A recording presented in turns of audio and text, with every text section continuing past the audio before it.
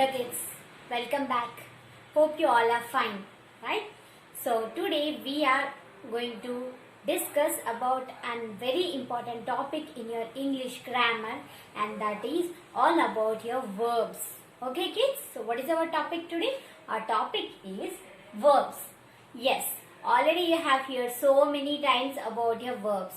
But kids, always you remember that every time you listen about the same topic, you will be learning new things about the same topic.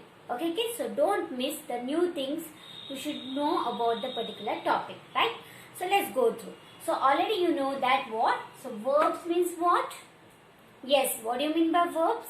Verbs are action words, right? So before going to this particular topic, first let me tell you, in a sentence, so normally what is the structure of a sentence? So as you know, sentence is what here? This is the what combination of words which have a particular meaning, right? That means the particular sentence will give some meanings, okay? And that will be the combination of some words. So already you know about the parts of speech or the parts of sentence, right? So later we will discuss in detail about that one. So before that, let me tell you that noun is one part of the sentence, an important part of your sentence, and verb is also an important part of your sentence, right? So normally the structure of a sentence is like this. See here. So what is the sentence of what is the structure of a sentence? The sentence is like subject plus verb plus object. What is the meaning? So what is the meaning of this one? A sentence is formed with one subject, verb and one object. Okay, and sometimes we don't need the object, only with the subject and verb also we can form a sentence. In detail we will discuss about that one. Okay, so first let me clear you that this is a sentence. Okay, this is a sentence. So what is the structure? One subject will be there. So what is the meaning of subject? Subject is nothing but your noun. Okay. Subject is nothing but your noun or pronoun. Okay, pronoun also we will discuss. Already you learnt about noun, right? Yes. So subject is nothing but your noun. Okay, plus the verb. So today we are going to discuss about this middle part, or we can say the main important part of your sentence, right? And the last part is your object. Okay, for some of the sentences the object is necessary, and for some of the sentences without object also we can form it, right? So now, so clear? So S plus V plus O. S is for the subject or noun part, and this V is what here? That is the verb, okay, of the sentence.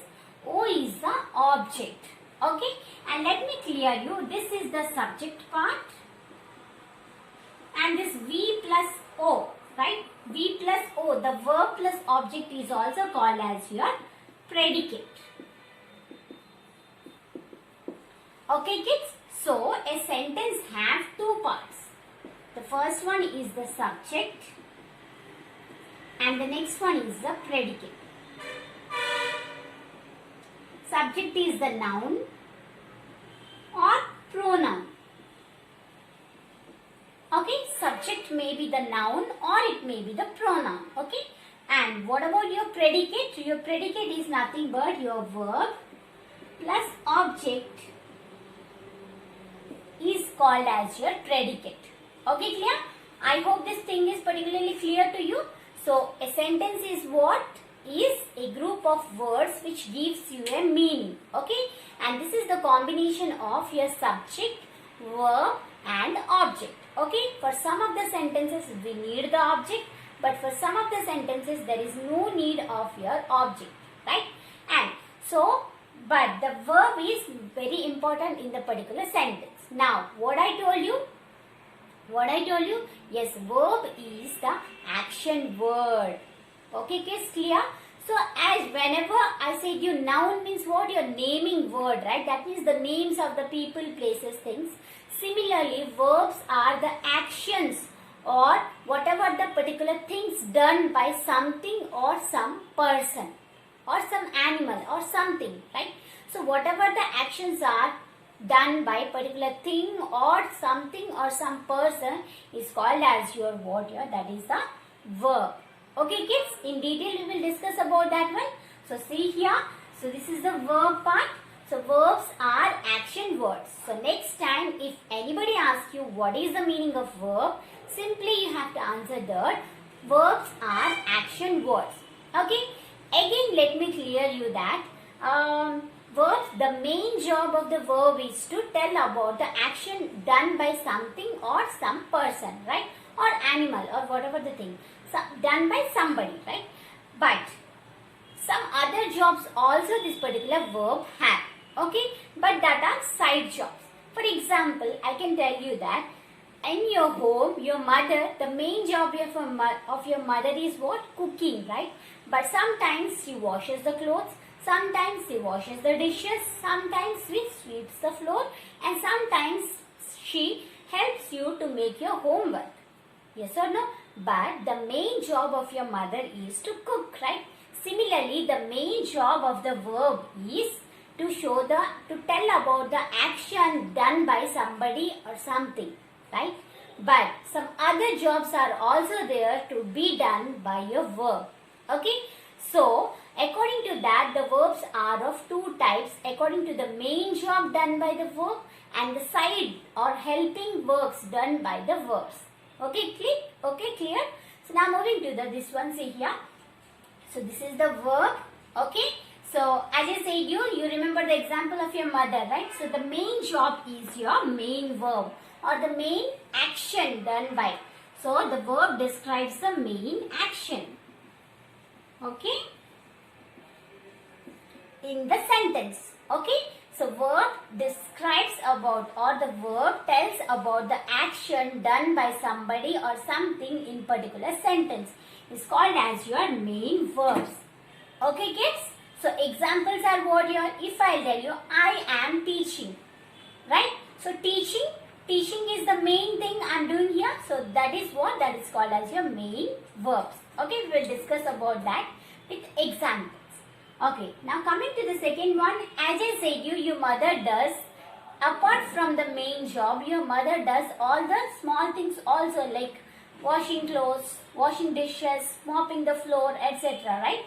So that all will come under your auxiliary verbs. That means the works done by side, okay, by the particular verbs are called as your word auxiliary verb.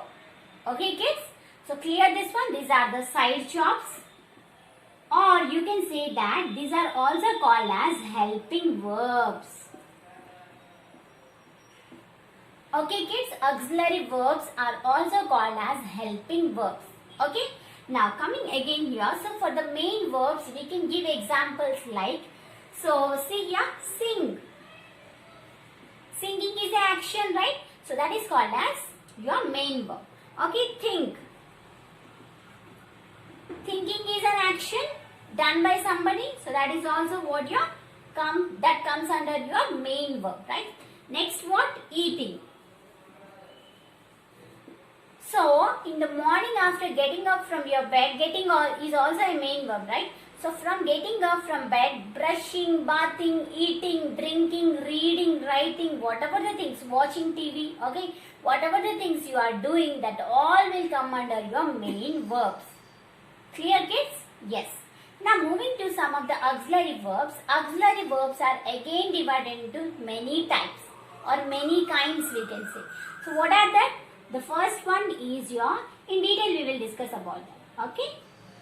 So is, am, are, was, were, been, do, did, etc. are called as your auxiliary verbs. Okay, in detail we will discuss about each of the main verb and auxiliary verb.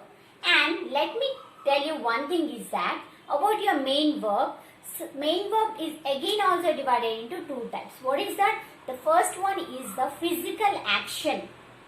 Okay kids, physical action means what? Which is what we are doing externally. That means that is visible. Okay, But next one is your called as your mental action. That means which is not visible and that is done internally. For example, as I gave you example here, thinking. Thinking is not a what? Thinking is not a physical action, right? That is invisible. So that's why such actions which are not visible are called as your what? Mental action. So with examples we will discuss that one. Okay, clear?